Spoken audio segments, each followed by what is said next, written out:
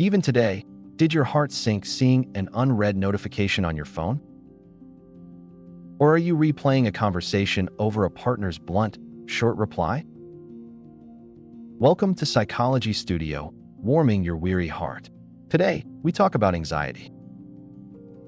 What is the true identity behind the question, "Are you mad at me?" Today's protagonist is Uni, a kind person you might see anywhere around us.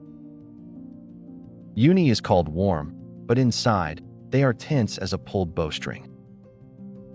Let's follow Uni's daily life, determined by others, and reflect on ourselves. On the way to work, Uni offered a polite greeting to the team leader. But the team leader just nodded tiredly and immediately checked the phone. In that moment, Uni worries if yesterday's proposal was bad. Or Uni fears the greeting was too quiet and rude, feeling chest tightness. Even at the desk, Uni cannot focus, sensitive to the team leader's moves. Hearing the team leader's loud typing makes Uni's back feel cold and fearful. Seeing them talk quietly with a colleague feels like gossip, making Uni's palms sweat. Uni cannot laugh sincerely at jokes, busy calculating reactions while reading the room. At lunch, Uni carefully shared a restaurant link in a group chat. But after 20 minutes with no reply, Uni sinks back into anxiety. Uni worries if others are talking without them or if they ruin the mood. Eventually, Uni messages, "Did I say something wrong? You aren't mad, right?" Friends reply they were busy in a meeting, and only then Uni feels relieved. But this relief collapses easily, as the same happens on an evening date. The partner seems tired and talks less. Uni cannot stand this silence. Looking at the partner, Uni asks, "Did something happen? Are you upset?" The partner says they are just tired, but Uni doubts the words. Uni interprets every facial expression and sound as a sign of being disliked. Finally, Uni asks pleadingly, "You are mad, right? Please just tell me." Repeated questioning exhausts the partner, triggering actual annoyance and anger. Why react so sensitively to others' emotions and feel like a sinner? Psychology explains this as a desire for approval and fear of abandonment. People like Uni seek validation, finding value only through external evaluations. If others smile, I am valuable. If they darken, I am worthless. This is like pouring water into a bottomless pot. It is never full. Without filling the inner anxiety hole, any kind words will soon evaporate. Let's be calm. The team leader's reaction was due to pressure from their superior.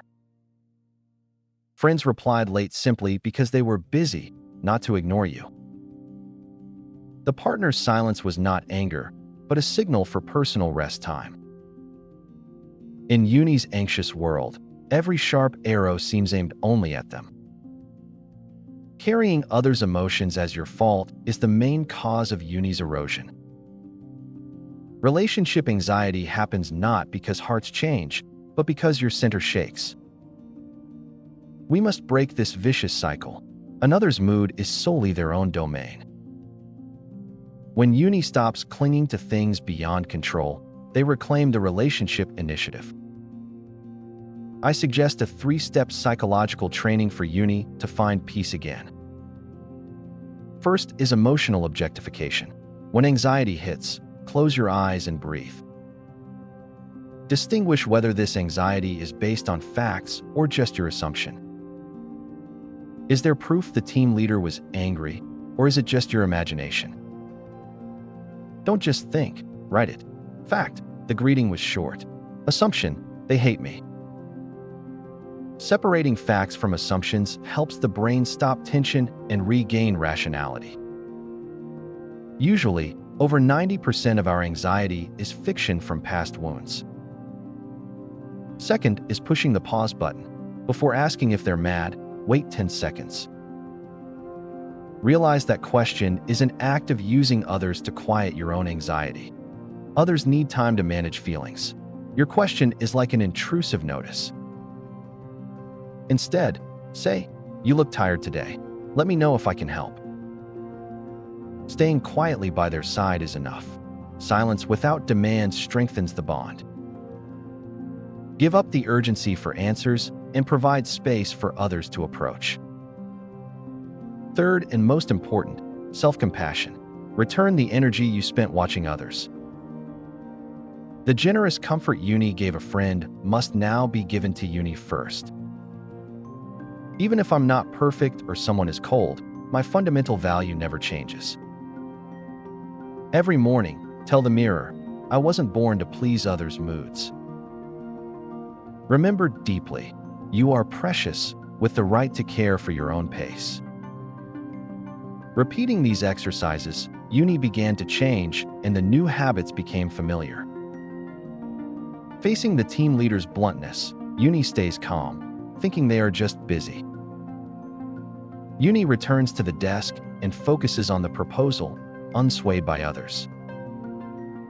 When friends reply late, Uni no longer stares at the phone nervously. Instead, Uni reads or listens to music, filling alone time in a rich way.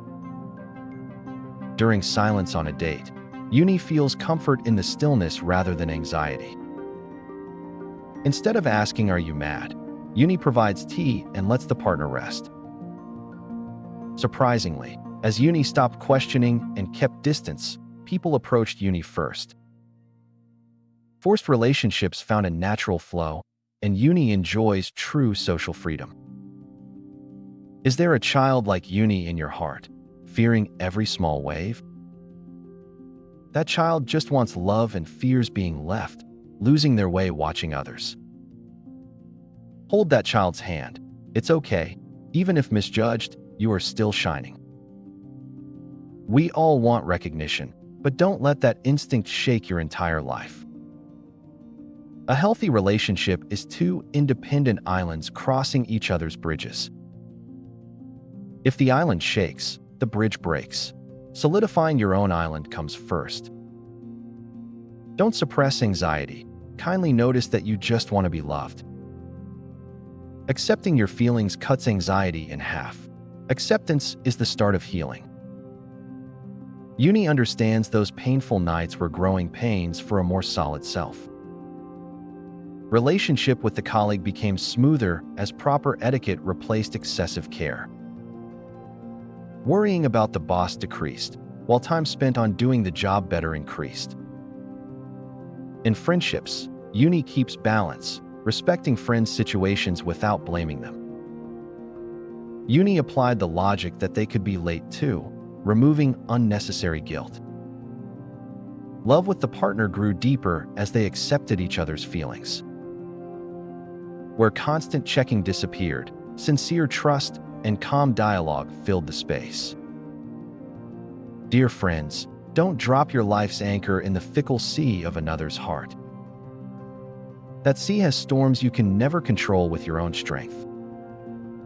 Instead, dedicate yourself to planting deep roots on your own solid ground. When you love yourself, relationship anxiety becomes a small, harmless breeze. If someone is indifferent, it's their situation. It never means your value is damaged. We need courage to be disliked, but courage to love oneself is more important. Don't ignore your crying heart just to watch someone. You are the top priority. Anxiety is an uninvited guest. If you don't open the door, it will disappear. I hope Uni's story became a seed of comfort and change in your heart. Being free in a relationship is simple. Embrace yourself and drop strict standards. Before sleeping, whisper kindly to yourself, tired from watching others all day. You worked hard carrying a heavy heart. Now, rest peacefully by your own heart. Without someone's smile, you are a noble person who deserves love as you are. If anxiety knocks, remember, fact-checking, pausing, and practicing self-compassion. practice little by little, your heart will become a strong castle against any storm. I support you for a peaceful tomorrow. Thank you for joining this journey. This was Psychology Studio, hugging your heart. Have a peaceful night. See you again.